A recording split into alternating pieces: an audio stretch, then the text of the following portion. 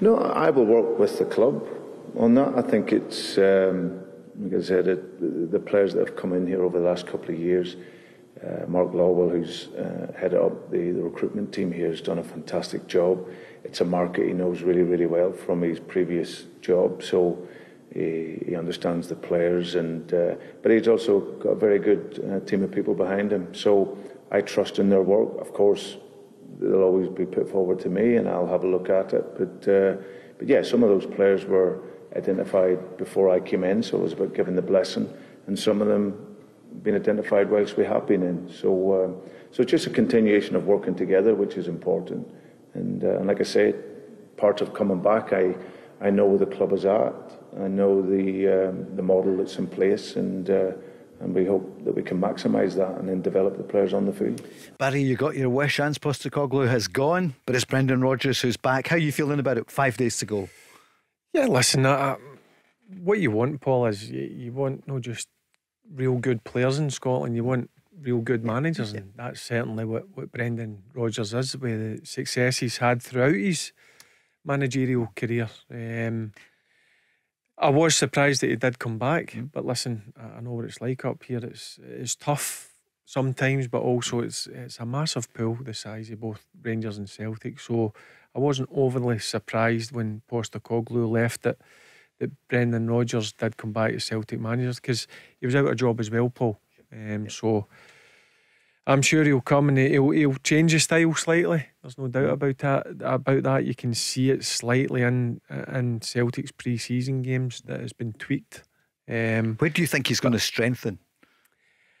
I thought two of the most important places for him were centre back and a central midfielder, a real physical presence, a good football player as well, somebody to go in there and I wouldn't say help Callum McGregor, but be beside him. So that's an area where I thought they would have. They've not just yet, but I guess watch this space and probably a central midfielder will come in, and then obviously people are talking about the goalkeeping situation as well. But I think as a manager, and obviously us as pundits, the main area for a team is the spine. You want to make the spine absolute rock solid. He's brought in the young Polish centre back, and I would be shocked if there wouldn't be another central midfielder coming in. Here's Laurie on the line from Denniston. Good evening, Laurie. Hey, Paul. Good evening. Good evening, Barry. How you doing, Laurie? I'm doing good, Barry. It's a pleasure to speak to you as always. I was listening to the previous caller there, Derek. He made a lot of salient points, I felt. However, I think he was going to be a bit kind of carried away with himself. He's hoping and wishing and praying that Brendan Rodgers' return will prove to be less successful. It's understandable he should think that, but I'm afraid, Derek, there's nothing written in the stars. You sound as if you're seeking divine intervention. Brendan is back. He's an experienced manager who achieved 100% success ratio the last time. It'll be very interesting to see how Michael Beale pitched his wits against him this season.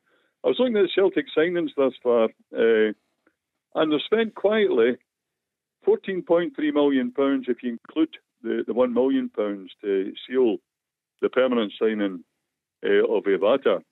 The other fees, £1 million for Kwon, the Australian boy Tilio, £1.8 million, £3 million to the young Norwegian midfielder home.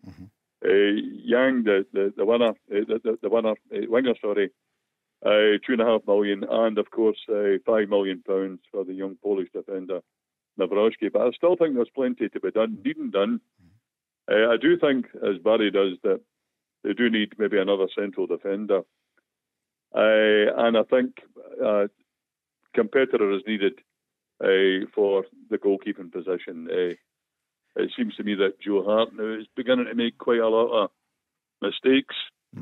And the other position, I feel, would be somebody to take the heat off Kyogo, because one thing you can't legislate for is injuries and suspensions. Now, I saw that young guy, the South Korean boy that they signed last season, and to be fair, I think he's only 20, 21 years of age, but when I have saw him, he seems very one-dimensional. He seems more like a battering ram, old-fashioned striker.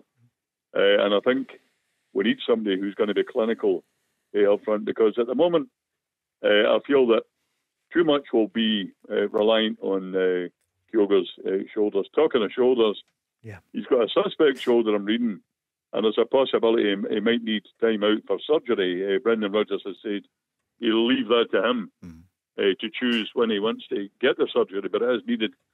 One thing is for certain, it can't be put off indefinitely. Sure. Barry, a few things in there. Where do you want to start?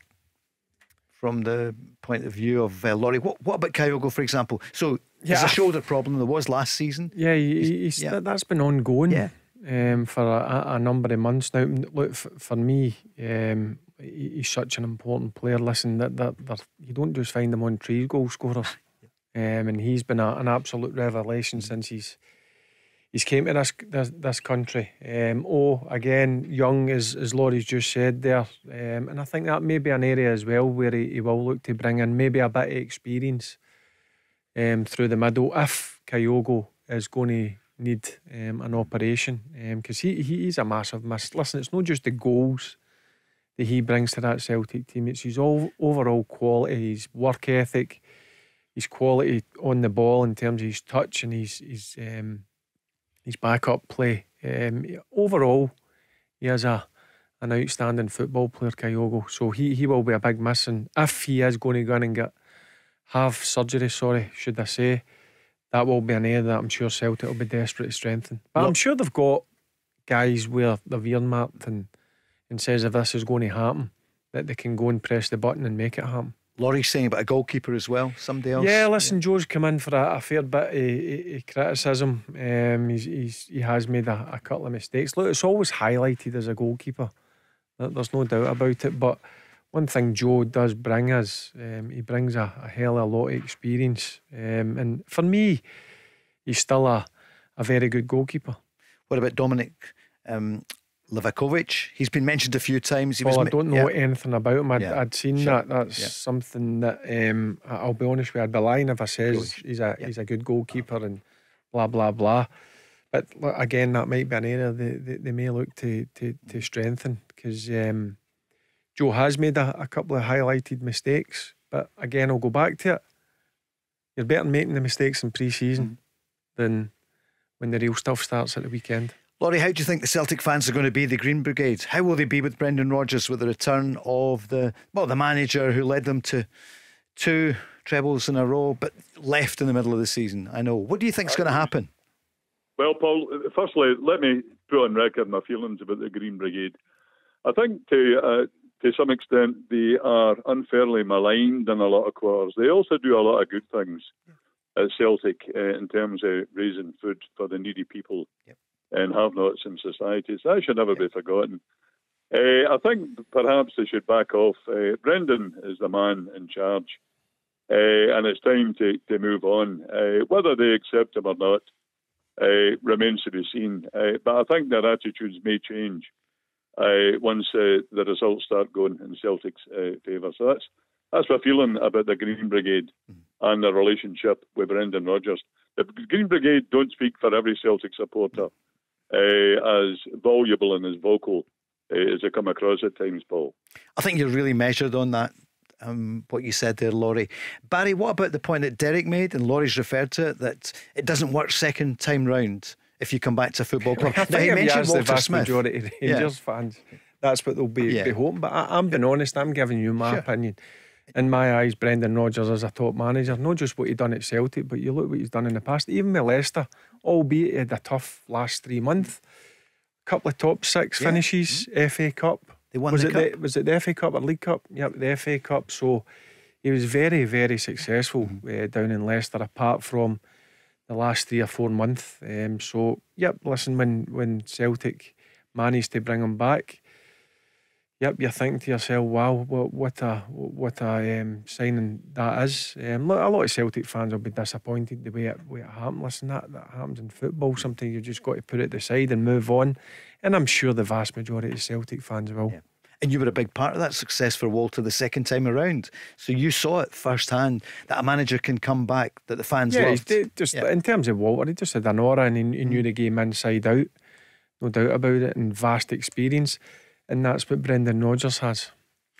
Laurie, what would you say to the Celtic fans about tomorrow night, the James Forrest testimonial match with Bilbao? Well, Paul, I'm going to be perfectly honest with you. As a rule of thumb, I don't go to testimonial games, as a rule of thumb. But I'm making an exception tomorrow because James Forrest has very kindly nominated a couple of charities for some of the funds to be distributed towards. The reason I normally don't go to testimonial games as a rule of thumb, Paul, I don't want to sound as though I'm lacking in gratitude of any player, long-time servants, but a lot of these guys are millionaires. And we have a real crisis just now, economically and financially, for many people, finding it difficult to heat their homes and to buy enough food to provide for their families. But as I say, I'm making an exception tomorrow. I've got a ticket for the game because I was heartened to read about James Forrest, and he's identified a couple of charities he wants the money to go towards. That's great. Yeah, it's the Kilbride Hospice, which is amazing, and also Celtic Foundation, who do great work. And Barry, I know you've always said that. I remember a few years ago when you said James Forrest, they missed him for a while. I mean, he doesn't play as much now, and he's never really got the recognition that he deserves. No, he's always in the background. But let's be honest, I don't know if Laurie, well, I'm sure Laurie would agree. I think he's been a brilliant player for Celtic. Absolutely. You can hang your hat on him. He's had a few injury problems over the last couple of years. That naturally happens as you get older. But listen, he's one player that definitely deserves a testimonial. And I agree with what Laurie says there. It's a brilliant touch that he's given the proceeds to charity. And watch out for the name Tete. It hasn't gone away yet, Barry, nor you, Laurie. He's going to make a decision on his future. The Brazilian, when he returns from holiday. And the word is that Brendan Rodgers would like to bring him to Celtic. Because, Barry, there are going to be some more signings, and maybe that's okay. It's not a huge name, but it would be a really good signing. I have no doubt in my mind there'll be another few faces come through the front doors at Celtic Park. No doubt in my mind. Laurie, where are you tomorrow night at the match? Well, I'll not be able to occupy my seat, which is in the north stand. So I'm going to have to get a seat behind the traditional Celtic end, behind the goals, in fact. But I'll be happy to be there. As I say, I probably wouldn't have went, Paul, in all truthfulness, but for the fact that I read James. And by the way, I do echo Barry's sentiments about James Forrest. He's been a great servant of the club, and he's been a model of consistency, a model pro as well. Brilliant, Laurie. Great contribution. Thanks very much. You're welcome, Paul. Good evening. Cheers. Thank you, Laurie. They're calling from Denniston. 0808 17 17 700, just a few days away from the kick-off. Cinch Premiership. Who's going to win it? We'll be asking for the predictions. I think that'll be Friday, won't it? Friday night we'll go through how we think it's going to. We'll do it on Wednesday. Let's get it. Oh no, we're going to start on Wednesday for sure. Let's get it. Okay. Offer chess on Wednesday. All right, Wednesday. Tune in 5 until 7. Barry will Wonder be who here. I'm going to go for. Yeah, exactly.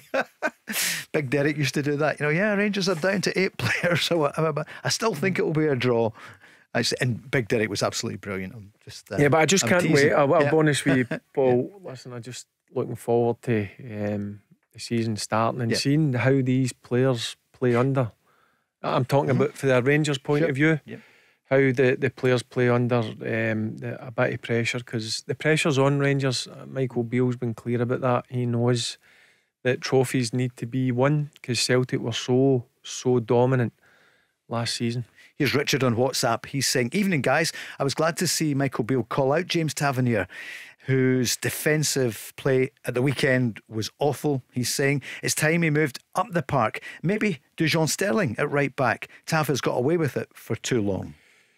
Well, one thing you can't do during a game is switch off. Even if a player beside you gets fouled, you've got to wait till that whistle blows, Paul. You've got to play at the whistle, should I say. That's something that you learn as a young professional. And Michael Beale wasn't too happy about it. But what I've said, and I'll maintain it, these mistakes are better happening in pre-season rather than when the season starts. But in terms of moving forward, there's no doubt, in terms of from an attacking point of view, James Tavernier is excellent getting forward, whips in some unbelievable balls, and look, his numbers since he's arrived at Rangers have been phenomenal, let's be honest. And he's great for the penalty kicks, which he's scored again in Hoffenheim. Yeah, and even if he misses the odd one, but listen, he'll stand up again and take the responsibility. But for me, look,